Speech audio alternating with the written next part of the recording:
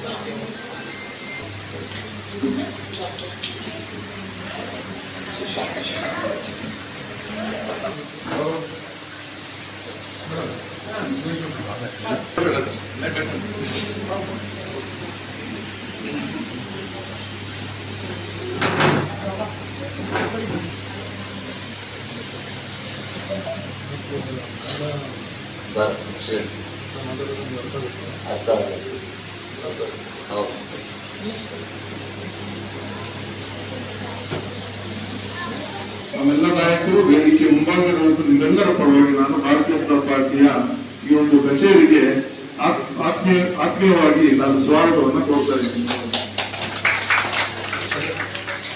ವೇದಿಕೆ ಮೇಲೆ ಮಾವರಾಜಿ ಅವರ ಜೊತೆ ಬಂದಂತ ಅವರ ಸಹ ಕಾರ್ಮಿಕರು ಅವರೆಲ್ಲರನ್ನು ಕೂಡ ಅವರ ಒಬ್ಬರ ಹೆಸರು ಹೇಳೋದು ತುಂಬಾ ಸಮಯ ಆಗುತ್ತೆ, ಅವರೆಲ್ಲರನ್ನು ಕೂಡ ನಮ್ಮ ಭಾರತೀಯ ಜನತಾ ಪಾರ್ಟಿಯಲ್ಲಿ ಅನೇಕ ವಿಭಾಗಗಳಿವೆ।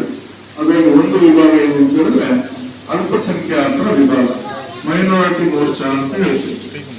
ನೀವೆಲ್ಲರೂ ಸ್ವಲ್ಪ ದಯವಿಟ್ಟು ಸ್ವಲ್ಪ ಸೈಲೆನ್ಸ್ ಆಗಿ ನಮ್ಮ ಭಾರತೀಯ ಜನತಾ ಪಾರ್ಟಿಯ ಅಲ್ಪಸಂಖ್ಯಾತರ ಮೋರ್ಚಾದ ಮಾಡ್ತಾರೆ। ಅದೇ ತರ ಪರವಾಗಿ ಸ್ವಾಗತವನ್ನ ಕೋರ್ತಾ ಇದೆ, ನಮ್ಮೆಲ್ಲರ ಪರವಾಗಿ ಸ್ವಾಗತವನ್ನು ಕೋರ್ತಾರೆ। ಒಂದೇ ಮಾತರಂ ಮಾತರಂ ಮಾತರಂ ಒಂದೇ ಪಕ್ಷದ ಕಚೇರಿಗೆ ಬಂದು ಈ ಒಂದು ಸೇರ್ಪಡೆ ಕಾರ್ಯಕ್ರಮದಲ್ಲಿ ನಮ್ಮೆಲ್ಲರಿಗೂ ಕೂಡ ಸ್ವಾಗತ ಮಾಡ್ತಾ ಮುಂದಿನ ಕಾರ್ಯಚಟುವಟಿಕೆಗಳನ್ನ ನಮ್ಮ ಪ್ರಧಾನ ಕಾರ್ಯದರ್ಶಿಗಳು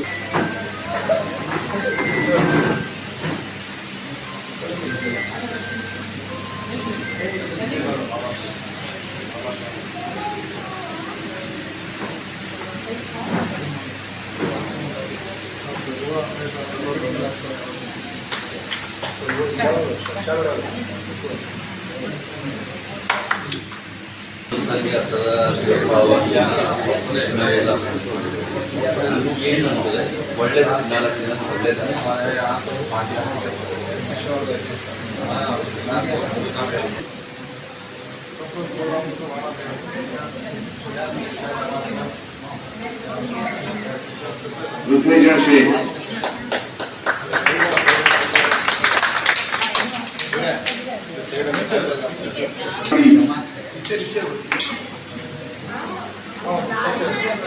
सुल्ताना,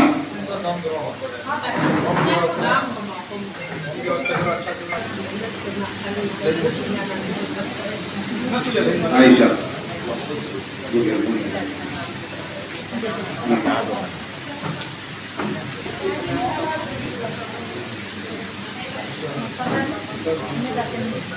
नज़मा,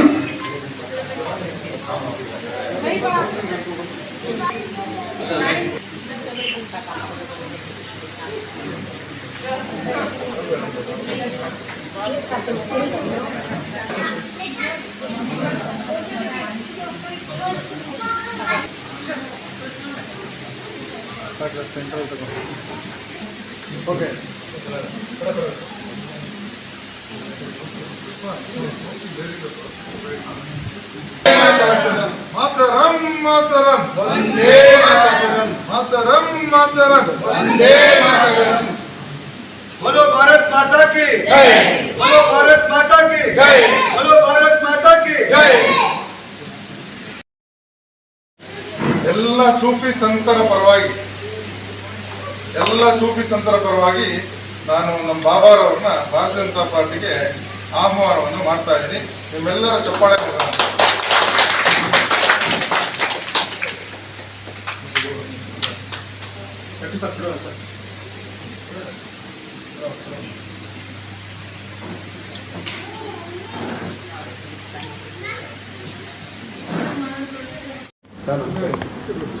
जी खान साहब बाबा आज जो है बीजेपी के दफ्तर पर आए हैं, आपका क्या कहना है और आपने इसमें शमूलियत इख्तियार की है, इसको लेकर आपका क्या कहना है? अस्सलाम वालेकुम, जय श्री कृष्ण।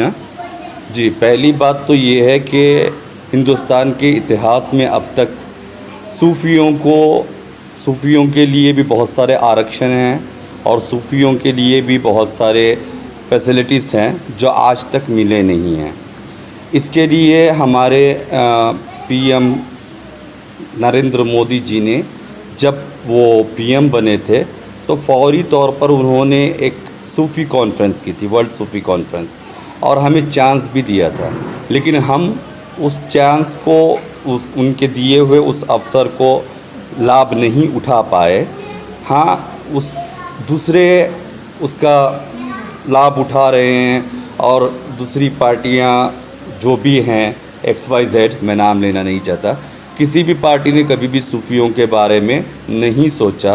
तो सूफ़ियों के लिए उनकी जानिब से मैं उन तमाम सूफ़ियों की जानिब से मैसूर से चलता हुआ दिल्ली तक अपना सफ़र कायम रखूँगा, यही कहना।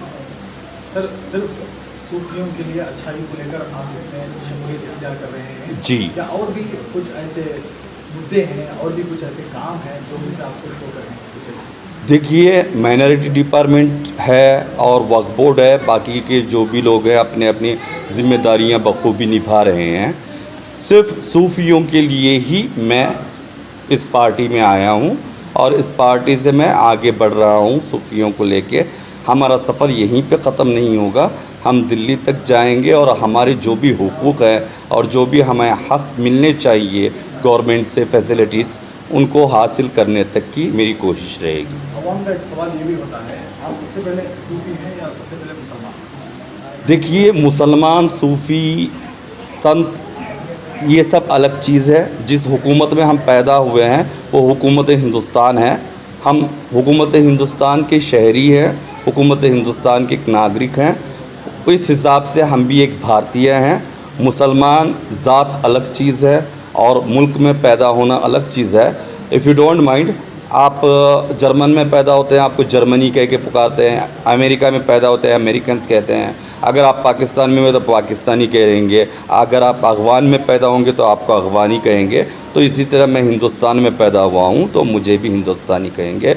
इसी हिसाब से मैं हमारे सूफियों को लेकर ये पैदा होता है तब जिस तरह मुस्लिम अक्सरियत जो है बीजेपी से नाराज़ है, बीजेपी को जो है पसंद नहीं करती, उसको लेकर आपकी जो शमूलियत है, आप जो इस पार्टी में शामिल हो रहे हैं, उसको कहीं ना कहीं आपको नहीं लगता कि मुसलमान जो है आपसे नाराज़ होता है? क्यों नाराज़ होंगे, पहली बात। और दूसरी बात, आपने अभी तक मुद्दे रखे कहाँ हैं? आप अपने मुद्दे रखिए ना, आप जाइए, मिलिए, बात कीजिए। जब आपको आपका हक़ नहीं मिल रहा है तब आप इसके बारे में कुछ भी सवाल कर सकते हैं।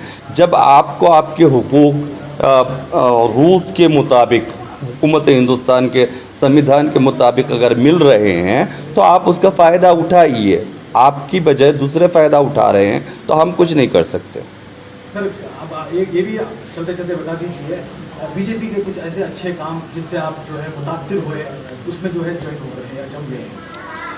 बीजेपी के अच्छे काम बहुत सारे हैं जो मैं गिनाने के लिए बैठूं तो लिस्ट लंबी जाएगी। बस मेरा इतना कहना है कि जो हुकूमत हिंदुस्तान के संविधान के मुताबिक हमें चलना है, उस संविधान के मुताबिक हम चलेंगे।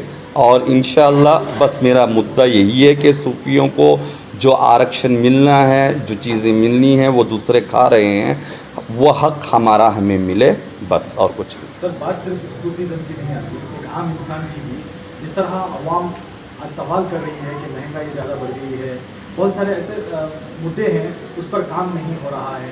अभी हाल ही में आपने देखा टीपू एक्सप्रेस को जो है बदला दिया गया, ये सब बहुत सारे मुद्दे हैं क्योंकि लोग सवाल पूछते हैं बीजेपी इस तरह के काम कर रही है, आप ये खुद सूफीज़म होके इसमें जो है आप शमूलियत इख्तियार कर चुके हैं। देखिए प्लीज़ आप यहाँ पर पर्सनल इस्लामिक और ये सब क्वेश्चन ना उठाएं तो बेहतर रहेगा, क्योंकि ये सोशलिज्म पार्टी है तो आप सोशलिज्म ही बात करेंगे तो बेहतर रहेगा आपका। कर्नाटक में क्या बीजेपी हुकूमत है ना जी, तो इसलिए ये हुआ है, तो इसके बारे में आपका क्या ख्याल है?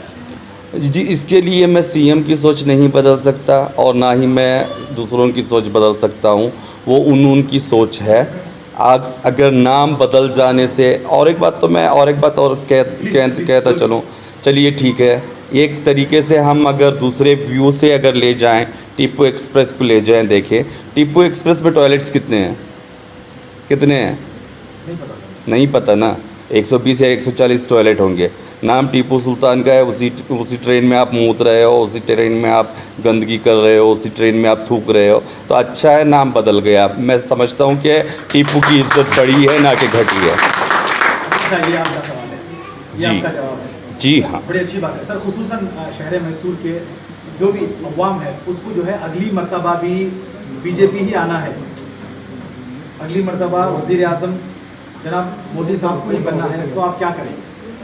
अगली बार देखिए, मैं यहाँ से बैठ के पीएम उनको बना नहीं सकता। पीएम बनाने वाली गवर्नमेंट, पीएम बनाने वाले तो एमपीस होते हैं। बस हमारी तरफ से दुआ रहेगी वही पीएम बने और आगे जो है मुसलमानों के लिए भी वो करें और सूफियों के लिए भी करें और बाकी अवाम के लिए भी करें। सर आपका चेहरा जो है एक मशहूर चेहरा है, हमने अक्सर जी। जो है टेलीविज़न में आपके बहस और आपकी आयुर्वेदिक को लेकर जो है बहुत देखे हैं। आप जी। एक नामदार शख्सियत हैं। जी। आप खुद भी बीजेपी में ज्वाइन होने के बाद क्या दूसरे भी मुसलमानों को और सूफीज़म को बीजेपी में आने के लिए दावत देंगे? इंशाल्लाह मेरे से जितना कोशिश होगा मैं करूँगा और पहले तो मैं घुसाऊँ, मैं देखूँगा कि कितनी अच्छाई है, कितनी सच्चाई है। जहाँ तक मैंने सुनी है, जहाँ तक हमारे डॉक्टर साहब ने कहा कि सबका विकास सबका साथ, तो कहाँ तक साथ चलते हैं, कहाँ तक विकास होता है देखते हैं। सर 2014 से आपने नहीं देखा क्या विकास हुआ क्या हुआ बोलकर अभी जाकर देखेंगे, क्या मतलब? देखिए इसमें हम इंटरेस्टेड नहीं थे पहले हमें इन सब चीज़ों में ना तो इंटरेस्ट था और ना इंटरेस्टेड थे। हम इन सब चीज़ों को छोड़ के बैठे थे। कहीं पर हमने देखा कि हमारे माइनॉरिटी डिपार्टमेंट में मुसलमानों के हुकूक खाए जा रहे हैं और मैं नाम नहीं गिनाऊंगा। आपने मैसूर में बहुत सारे ऐसे केसेस देखे जो ज़मीन को लेके विवाद चले, कॉलेजेस को लेके चले, स्कूल को लेके चले। अच्छा मैं एक बात पूछना चाहता हूँ, वक्फ बोर्ड इंडिया में है, वक्फ बोर्ड के पास कितनी प्रॉपर्टी है और कितने पैसे हैं? अभी तक वक्फ बोर्ड ने मुसलमानों के लिए क्या किया है? और वक्फ बोर्ड में जो दूसरी पार्टी से मुस्लिम बैठे हुए हैं उन्होंने अभी तक मुसलमानों के हक़ के लिए क्या किया है? और मुसलमानों को लॉकडाउन में उन्होंने क्या किया? आप ये काम उनका तारुफ करा दीजिए मुझे, मैं बताऊँगा। जी सर, बहुत बहुत शुक्रिया आपका। थैंक्स। ಸರ್ ಇವತ್ತು ಯೂಸುಫ್ ರಜಾ ಖಾನ್ ಅವರು ನಿಮ್ಮ ಪಾರ್ಟಿಗೆ ಸೇರ್ಪಡೆ ಮಾಡಿದ್ದಾರೆ. ಸೊ ಏನು ಪೋಸ್ಟಿಂಗ್ ಕೊಟ್ಟಿದ್ದೀರಾ ಮತ್ತು ಇದ್ರ ಬಗ್ಗೆ ಏನು ಹೇಳಕ್ಕೆ ಇಷ್ಟಪಡ್ತೀರಾ ನಮ್ಮ ವ್ಯೂವರ್ಸ್ಗೆ? ಇಲ್ಲ, ಅನೇಕ ತಿಂಗಳುಗಳಿಂದ ಅನೇಕ ಸೂಫಿ ಸಂತರು, ನಮ್ಮ ಶಬ್ಬೀರ್ ಅಲಿ ಶಾ, ಜುನೇದಿ ಸೂಫಿ ಬಾಬಾ ಅವರು ಕೂಡ ಭಾರತೀಯ ಜನತಾ ಪಾರ್ಟಿಯ ಬಗ್ಗೆ ಅನೇಕ ವಿಚಾರಗಳು ಮಶವರ ಕರ್ತಿದ್ದೆವು. ಸೊ ನಾನು ಅನೇಕ ವಿಚಾರಗಳು ಅವ್ರಿಗೂ ಕೂಡ ತಿಳಿಸಿದಾಗ ನಾವು ಕೂಡ ನಿಮ್ಮ ಜೊತೆ ಬರಲಿಕ್ಕೆ ಅವರ ಇಚ್ಛೆಯನ್ನು ವ್ಯಕ್ತಪಡಿಸಿದ್ವಿ. ಸೊ ಅನೇಕ ಸಣ್ಣ ಸಣ್ಣ ಸಮಸ್ಯೆಗಳು, ಗೊಂದಲಗಳು ಇರ್ತವೆ. ಆದರೆ ಸಮಾಜಮುಖಿಗಳಾದಂಥ ಈ ಥರ ಬಾಬಾಗಳು, ನಮ್ಮ ರಿಲಿಜಿಯಸ್ ಲೀಡರ್ಗಳು, ನಮ್ಮ ನಾವು ಸಮಾಜಮುಖಿ ಅಂದರೆ ಅವ್ರ ಮಾತು ಒಂದು 100 ಜನ ಕೇಳ್ತಾರೆ. ಸೊ ಅನೇಕ ಗೊಂದಲಗಳು ಇದ್ದಾಗ ಆ ಗೊಂದಲಗಳ ನಿವಾರಣೆ ಒಂದು ಡೈಲಾಗ್ ಮುಖಾಂತರ ಆಗುತ್ತೆ. ಸೊ ಅದು ಮಾಡೋರು ಯಾರು? ನಾವು ಯಾವತ್ತೂ ಕೂಡ ಅವ್ರನ್ನ ದೂರ ಇಟ್ಟು ಇವ್ರನ್ನ ದೂರ ಇಟ್ಟು ಅವ್ರು ಬೇಡ ಇವ್ರು ಬೇಡ ಅಂತ ಎಷ್ಟು ದಿನ ಅಂತ ನಾವು ಮುಂದೆ ಬರ್ಸ್ಕೊಂಡು ಹೋಗಬೇಕು. ಸೊ ಎಲ್ಲರ ಒಳಿತಿಗಾಗಿ ನಾವು ಈಗ ಏನು ನಮ್ಮ ಭಾರತ ದೇಶದಲ್ಲಿ ಏನು ಹುಕುಮತ್ತಿದೆ, ನಮ್ಮ ಕರ್ನಾಟಕದಲ್ಲಿ ಏನು ಹುಕುಮತ್ತಿದೆ, ಸೊ ಅನೇಕ 18-20 ರಾಜ್ಯಗಳಲ್ಲಿ ಭಾರತೀಯ ಜನತಾ ಪಾರ್ಟಿ ಆಳ್ವಿಕೆ ನಡೆಸ್ತಾ ಇದೆ. ಸೊ ಈಗ ಮೊನ್ನೆ ತಾನೇ ನಾನು ಲಕ್ನೋ, ಆಗ್ರಾ, ಈವನ್ ಅಯೋಧ್ಯೆ ಕೂಡ ಹೋಗಿದ್ದೆ. ಏನಕ್ಕೆ ಹೋಗಿದ್ದೆ ಅಂತ ಹೇಳಿದ್ರೆ ಅಲ್ಲಿ ಅನೇಕ ವಿಚಾರಗಳು, ಅಲ್ಲಿಯ ಲೋಕಲ್ ಜನ ಏನು ಹೇಳ್ತಾರೆ, ಅಲ್ಲಿ ಮುಸಲ್ಮಾನರು ಏನು ಹೇಳ್ತಾರೆ, ಏನು ಮಾತಾಡ್ತಾರೆ ಅನ್ನೋದು ಎಲ್ಲ ವಿಚಾರಗಳು ತಿಳಿಸ್ತಾ ಇದ್ದಾರೆ. ಆದರೆ ಇವತ್ತು UPಯಲ್ಲಿ ಲಕ್ಷಾಂತರ ಜನ ಮುಸಲ್ಮಾನರು ಭಾರತೀಯ ಜನತಾ ಪಾರ್ಟಿಯ ಫ್ಯಾನ್ಸ್ ಆಗಿದ್ದಾರೆ. ಏನಕ್ಕೆ ಅಂತ ಹೇಳಿದ್ರೆ ಮುಸಲ್ಮಾನರು ಹೆಣ್ಮಕ್ಳು ಇವಾಗ ರೋಡಲ್ಲಿ ಭಾಳ ಧೈರ್ಯವಾಗಿ ಓಡಾಡ್ಬೋದು ಅಂತ ಹೇಳ್ತಾರೆ. ಮೊದಲು ಆ ಒಂದು ಅವಕಾಶ ಇರಲಿಲ್ಲ. ಪ್ರತಿ ಗಲ್ಲಿಯಲ್ಲೂ ಕೂಡ ಅನೇಕ ಆ್ಯಂಟಿ ಸೋಷಿಯಲ್ ಎಲಿಮೆಂಟ್ಸ್ ಅಂತ ಹೇಳಬೇಕು, ಅನೇಕ ಸಾವಿರಾರು ಜನ ಇದ್ದರು, ಗಲ್ಲಿಯಲ್ಲಿ 4 ಜನ ಇದ್ದರು. ಅವತ್ತಿನ ಪರಿಸ್ಥಿತಿ ಅಂತ ಹೇಳಿದ್ರೆ ಆ ಸಿಸ್ಟಮ್ ಕ್ಲೀನ್ ಆಗ್ತಾ ಬರ್ತಾ ಇದೆ. ಸೊ ಈಗ ನಮ್ಮ ಅಲ್ಪಸಂಖ್ಯಾತರಿಗೆ ಏನು ಬೇಕು, ಅವ್ರಿಗೆ ಜೀವನಕ್ಕೆ ಒಂದು ಮಾರ್ಗ ಬೇಕು. ಅವರ ಹೆಂಡತಿ ಮಕ್ಕಳು, ಅವ್ರ ಗಂಡ, ಅವ್ರ ಮಕ್ಕಳು ಎಲ್ಲರೂ ಕೂಡ ಸುಖವಾಗಿ ಎಲ್ಲರ ಜೊತೆ ಸಹಬಾಳ್ವಿಕೆಯಿಂದ ಬದುಕಬೇಕು ಅನ್ನೋದೇ ಅವರ ಉದ್ದೇಶ. ಸೊ ಎಲ್ಲಿವರೆಗೂ ನೀವು ಜಗಳ ಆಡ್ಕೊಂಡು ಹೋಗ್ತೀರಾ? ಸೊ ಸೂಫಿ ಸಂತರ ಮನೋಭಾವ ನಾನು ಮೊದಲಿಂದ ತಿಳ್ಕೊಂಡಿದ್ದೆ. ಏನು ಅಂತ ಹೇಳಿದ್ರೆ ಅವರು ಯಾರ ವಿರುದ್ಧವಾಗೂ ಮಾತಾಡಲ್ಲ. ಅವರು ಆ ಒಂದು ವಿಷವನ್ನು ಅವರೇ ಕುಡಿದು ಬೇರೆಯವರಿಗೆ ಬುದ್ಧಿ ಹೇಳುವಂಥ ರೀತಿಯಲ್ಲಿ ಅವರು ಅನೇಕ ವಿಚಾರಗಳು ಸೂಫಿ ಸಂತರು ಮಾಡ್ತಾನೆ ಬರ್ತಿದ್ದಾರೆ. ಸೊ ಆ ಸೂಫಿ ಸಂತರು ಬಂದು ನಾವು ಭಾರತೀಯ ಜನತಾ ಪಾರ್ಟಿಗೆ ಸೇರ್ಪಡೆ ಆಗ್ತೀವಿ ಅಂತ ಹೇಳಿದಾಗ ನನಗೆ ಭಾಳ ಖುಷಿ ಆಯಿತು. ಭಾಳ ಖುಷಿಯಾಗಿ ನಾನು ಆಹ್ವಾನವನ್ನು ಮಾಡಿದೆ. ಓಕೆ, ನಾನು ಇಷ್ಟು ಜನ ಸೇರ್ತಾರೆ ಅಂತ ನಾನು ಯಾವತ್ತೂ ಕೂಡ ಅಂದ್ಕೊಂಡೂ ಇರಲಿಲ್ಲ. ಮುಂದಿನ ದಿನಗಳಲ್ಲಿ ಬಾಬಾ ಅವರ ಸಹಾಯದೊಂದಿಗೆ ಅನೇಕ ಜನರನ್ನು ನಾನು ಕರೆತಂದು ಭಾರತೀಯ ಜನತಾ ಪಾರ್ಟಿಗೆ ಸೇರ್ಪಡೆಯಾಗಿ ಅವರ ಮನೆಗಳಿಗೆ, ಅದು ಮುಸಲ್ಮಾನರಾಗಿರ್ಬೋದು, ಕ್ರೈಸ್ತರಾಗಿರ್ಬೋದು, ಯಾರೇ ಆಗಿರ್ಬೋದು, ಅವರ ಮನೆಗಳಿಗೆ ಬೇಕಾದಂಥ ಸವಲತ್ತುಗಳು ಎಲ್ಲ ವಿಚಾರಗಳನ್ನು ಅವರಿಗೆ ಅನೇಕ ಜನ ಮಹಿಳೆಯರು ಇಲ್ಲಿ ಲೀಡರ್ಗಳಿದ್ದಾರೆ. ಆದರೆ ಅವರಿಗೆ ಅವಕಾಶಗಳು ಸಿಗ್ತಾಯಿಲ್ಲ.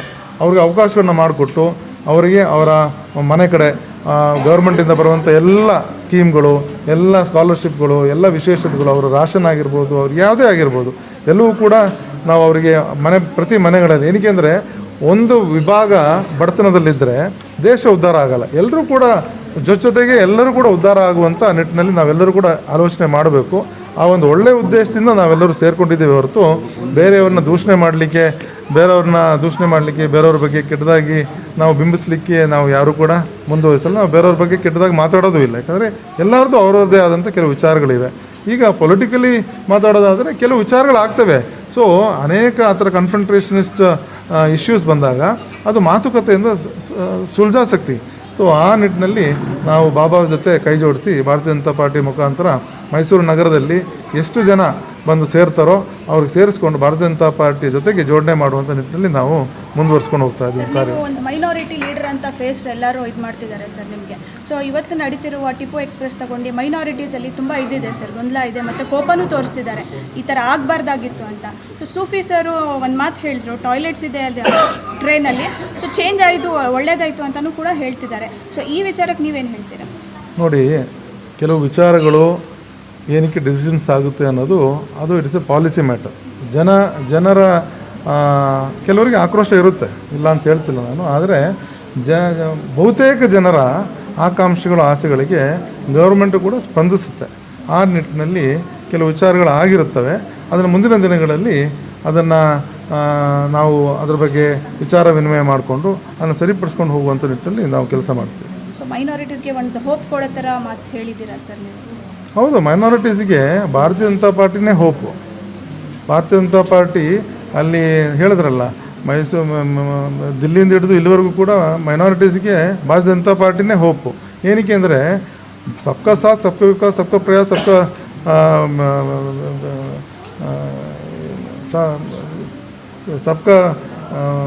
ಸಾಥ್ ಸಬ್ಕಾ ವಿಕಾಸ್ ಸಬ್ಕಾ ವಿಶ್ವಾಸ್ ಸಬ್ಕಾ ಪ್ರಯಾಸ್ ಅನ್ನೋದು ಏನು ಅಂತ ಹೇಳಿದ್ರೆ ಸುಮ್ಮನೆ ಹೇಳಿದ್ದಂಥ ಮಂತ್ರ ಅಲ್ಲ, ಎಲ್ಲರನ್ನೂ ಮನಸ್ಸಲ್ಲಿ ಉದ್ದೇಶ ಇಟ್ಕೊಂಡೇ ಮಾಡಿದಂಥ ಅನೇಕ ವಿಚಾರಗಳು. ಅದು ಕೆಲವರಿಗೆ ಅದಕ್ಕೆ ಸ್ವಲ್ಪ ಆಕ್ರೋಶ ಇರುತ್ತೆ. ಬಟ್ ಅದು ಬರ್ತಾ ಹೋಗ್ತಾ ಅದು ಎಲ್ಲರೂ ಕೂಡ ಸರಿ ಹೋಗ್ತಾರೆ. ಈಗ ಅನೇಕ ಜನರಿಗೆ ಅನೇಕ ಗುಮಾನಗಳಿತ್ತು, ಆ ಗುಮಾನಗಳೆಲ್ಲ ನಿವಾರಣೆ ಆಗ್ತಾಯಿದೆ. ಈಗ ನಾನು ಕೂಡ ಒಂದು 10 ವರ್ಷದಿಂದ ಭಾರತೀಯ ಜನತಾ ಪಾರ್ಟಿನ ಇಷ್ಟಪಡ್ತಿರಲಿಲ್ಲ, ಆದರೆ ಇವತ್ತು ನಾನು ಭಾರತೀಯ ಪಾರ್ಟಿಯ ಅವಿಭಾಜ್ಯ ಅಂಗವಾಗಿಬಿಟ್ಟಿದ್ದೀನಿ. ಓಕೆ, ಸೊ ಆ ರೀತಿಯಲ್ಲಿ ಅನೇಕ ಜನರನ್ನು ಆಕರ್ಷಣೆ ಮಾಡಿ ಯಾರಿಗೂ ಕೂಡ ತೊಂದರೆ ಆಗದಂಗೆ ನಾವೆಲ್ಲರೂ ಕೂಡ ಬಾಯಿಚಾರೆ ಅಮ್ಮನವ್ರ ಬಾಯಿಚಾರೆ ಅನ್ನು ನಾವು ಮುಂದೆ ಹೋಗುವಂಥ ರೀತಿಯಲ್ಲಿ ನಾವು ನಮ್ಮ ಕಾರ್ಯವೈಖರಿಯನ್ನು ಮುಂದುವರ್ಸ್ಕೊಂಡು ಹೋಗ್ತೀವಿ. ಸರ್, ಯೂಸುಫ್ ರಜಾ ಖಾನ್ ಸರ್ಗೆ ಏನು ಪೋಸ್ಟಿಂಗ್ ಕೊಟ್ಟಿದ್ದೀರಾ ಬಿಜೆಪಿಯಲ್ಲಿ? ಇಲ್ಲ, ಅವರೊಬ್ಬರು ಬಾಬಾ ಆಗಿ ಅವ್ರ ಅನೇಕ ಸಾವಿರಾರು ಜನ, ಲಕ್ಷಾಂತರ ಜನ ಫಾಲೋವರ್ಸ್ ಇರುವಂಥ ಒಬ್ಬರು ಬಾಬಾ. ಅವರಿಗೆ ಪೋಸ್ಟಿಂಗಿನ ಅವಶ್ಯಕತೆ ಅವರೇನೋ ಡಿಮ್ಯಾಂಡ್ ಏನು ಮಾಡಿಲ್ಲ. ಆದರೆ ಪೊಲಿಟಿಕಲಿ ಇಂಟ್ರೆಸ್ಟ್ ಇರುವಂಥ ಅನೇಕ ಜನರು ಸಮಾಜಮುಖಿಯಾಗಿ ಕೆಲಸ ಮಾಡಲಿಕ್ಕೆ, ಜನರ ಮಧ್ಯೆ ಹೋಗಿ ಅವರ ಕಷ್ಟಗಳು, ಅವರ ಕಷ್ಟ ನಿವಾರಣೆಗಾಗಿ ಕೆಲಸ ಮಾಡುವಂಥ ಅನೇಕ ಜನ ಮುಂದೆ ಬಂದರೆ ಅದು ಭಾರತೀಯ ಜನತಾ ಪಾರ್ಟಿಯ ಮುಂದೆ ನಾನು ಹಿಡ್ತೀನಿ. ಅವರಿಗೆ ಸೂಕ್ತ ಪೋಸ್ಟಿಂಗ್ಗಳು ಆಗೇ ಆಗುತ್ತೆ ಮುಂದೆ. Thank you sir. चलो साइड में डालो हाँ भाई सर.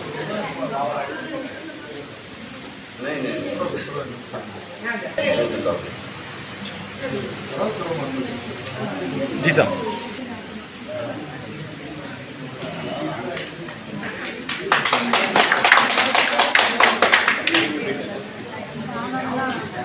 स्ट्रेट खड़ो। हाँ ऐसे।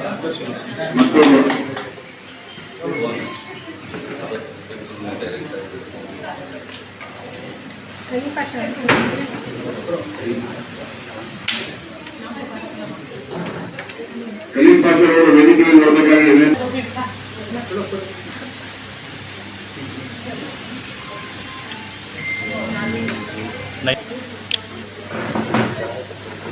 ಯೂಸುಫ್ ರಜಾ ಖಾನ್, ಶಬೀರ್ ಅಲಿ ಶಾ, ಜುನೈದಿ ಸೂಫಿ ಬಾಬಾ ಅವರಿಗೆ ಅಲ್ಪಸಂಖ್ಯಾತ ಮೋರ್ಚಾದ ಎಲ್ಲ ಕಾರ್ಯಕರ್ತರು ನಾಯಕರ ಪರವಾಗಿ ಧನ್ಯವಾದ। और इसी तरह हमारे इस न्यूज़ चैनल को आगे ज़्यादा से ज़्यादा शेयर करें और आप लोगों की क्या राय है सूफ़ी बाबा के बीजेपी में शमूलियत को लेकर आप हमें अपनी राय कमेंट्स बॉक्स में प्लीज़ शेयर कीजिएगा। तब तक के लिए अस्सलामु अलैकुम व रहमतुल्लाहि व बरकातुहू।